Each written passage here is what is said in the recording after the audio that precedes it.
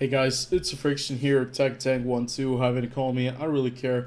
Welcome back to World of Tanks related content. I'm sorry, there's a lot of things that are currently going on and I'm very busy. But there are a lot of things going on in World of Tanks. So the last month, nothing happened. I had plenty of time, and now, all of a sudden, there's a lot of stuff happening while I don't have the time. You go figure. So, several things are coming. We have the first look at the KV4 KTTS, which is already on the console version of the game, I think. And I think that the KTTS, I'm not really sure if somebody else has it on the PC as well. But I know that it is available on the console, I think. And the T54 Heavy tank, which is basically what the Renegade was supposed to be. This is a tier 9 heavy tank, an American one. We're going to take a look at these vehicles, we're going to take a look at the stats, and hopefully you guys are a little bit better informed. Everything here is still subject to change. All of the characteristics are just on the very first super test, so nothing is final, and the tank doesn't even have a model yet. This is like just the standard model you have before it goes into the next stages. So the T54 Heavy tank, it's not going to be an autoloader, at least from the looks of it. It looks like a single shot tank. We don't know if it's a premium. It could be, but I don't really know because there's only one loadout. We don't even know what the caliber of the gun is supposed to be, but we could figure that out real quick if we just take a real fast look at the text. It's a 120mm gun, and you actually have 450 alpha damage with the AP shell or the heat shell. 530 with the high explosive shell, which, well, you kind of expect. And this is quite interesting because majority of the American tanks do not have 450 alpha damage, at least the heavy tanks. I don't think any one of them has it. So this is going to be the new alpha king for the American heavy tanks, at least. And you can see that the average penetration on the AP shell is a bit lacking for a tier 9 heavy tank, 240mm. Still decent enough. I think you're going to be able to still penetrate a lot of the tanks. But if you really need to go through something, you have the so good placed premium shell, the 320mm penetration on the heat shell. Well, that's a pretty big step up, 80mm more. That's almost 100mm more penetration. That's how Wargaming drain your account, by basically making you shoot the gold ammo to be competitive. So in the end, you'll have to spend a lot of credits with this tank. It's going to be quite an expensive one. The reload time is not the best. DPM on this vehicle is about 2,000 damage per minute. Reload time is 13 seconds, which is about 4.5 rounds a minute. Aim time is decent. Dispersion for a heavy tank is okay. You can probably improve that with the right field modifications and equipment. Get it down to 0.33, maybe 0.32. You have 12 degrees of gun depression, which is a lot. Thankfully, there seems to be a cupola on top of the tank, so I am praying that it has an American weak spot, which is a cupola that you can penetrate. Would be amazing. You carry 40 pieces of ammunition and you have 4 crew members on this vehicle. Yeah, the shell types we already went through.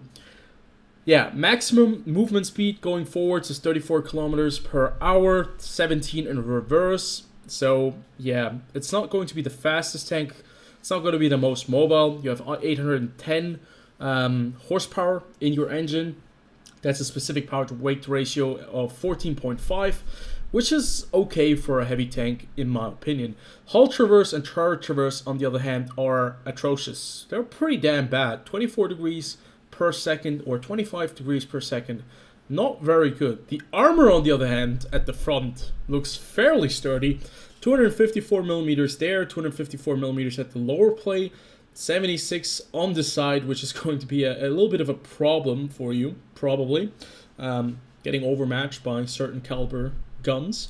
You have 1,700 hit points, which is not that high for a tier 9 heavy tank. It's actually quite low, so you're not going to be withstanding a lot of shots if they do catch you off guard. 400 meters view range, which is nice. So overall, I think the characteristics don't seem to be that crazy out of place. but we'll have to see how well the tank functions and if the cupola is really the weak American cupola that we know, and not the T110E3 cupola, which is an absolute beast. Other than that, seems to be a new tier 9 tank. It could be coming for the next season of the Battle Pass, but it also could be just maybe a premium tank, another marathon vehicle in the future. I'm not really sure. I don't think it's going to be a part of a new line, because it's not an autoloader or an auto reloader, and we know that they're working on auto reloaders on the American tech tree. So all in all, it doesn't seem to be that horrible, because we all know how to handle American armor, and it doesn't seem to be that much of a different experience. Still, it's probably going to be a fairly decent tank just from the early viewing of those characteristics. Now moving on to the KV4 KTTS. This is probably going to be the same hull as the KV4 Kraslavsky. This is basically the tank destroyer version of the KV4 Kraslavsky, which is the heavy tank. And I'm certain that the KV4 KTTS is already somewhere in the game. I know that this tank is in the game. I'm not sure if it has been released or if it has been sold on some kind of server, but I know that it's either on the console version or on Blitz.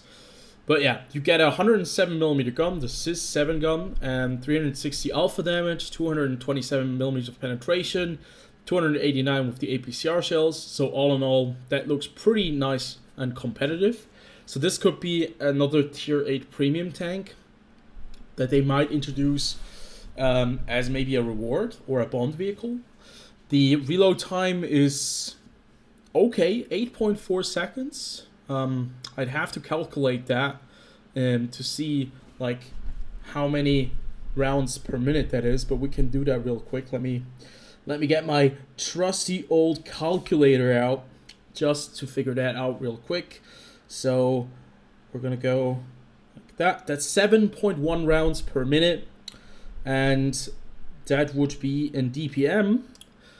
That would be 2,556 damage. That's not too bad, if you ask me. Yeah, the aim time looks decent, 2.5 seconds. The dispersion looks great, 0.36 for Soviet tank destroyer. You can get that down with the right equipment and feeder modifications and Brothers in Arms. Gun elevation angle is fairly atrocious. 5 degrees of gun depression, 20 degrees of gun elevation, 45 degrees to the left, 45 degrees to the right, so about 90 degrees to the front.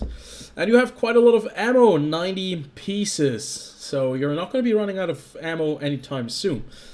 It actually is faster than the T54 by a whopping 1 kph. It has more engine power, but it also probably weighs a lot more. Specific power to weight ratio is 12.7 horsepower per ton, which is okay for a tank destroyer, but certainly isn't good. A hull traverse speed, actually 24 degrees for both the turret and the gun. Actually not too bad, considering that the T54 actually had like 25 degrees of turret rotation speed. So damn, this tank is almost as good as the T54, or close to it. Total hit points, 1,400 HP. I think you're going to be able to work with that. It looks like it's going to be one of those really heavily armored tank destroyers that you can play in the city, like a Soviet T95, without the big 155mm gun, but with enough armor to probably bounce quite a lot of shells. 200mm at the front, 125 on the side, on the turret at least. 250 on the turret, 200 on the front of the hull. Other than that, 125 all around. View range is atrocious. I mean, obviously we knew that. You have a lot of crew. You have 6 crew members, 2 loaders alone. This is a big tank. It's a large target, and it's probably going to be one of those tanks that you can shoot at for a very long time. There's a cupola on top, which interests me a lot, but we'll see what this tank is going to be like. So this is just, you know, the first few snippets of information. I'm gonna bring you more as soon as I have more info. Hopefully this is enough until then.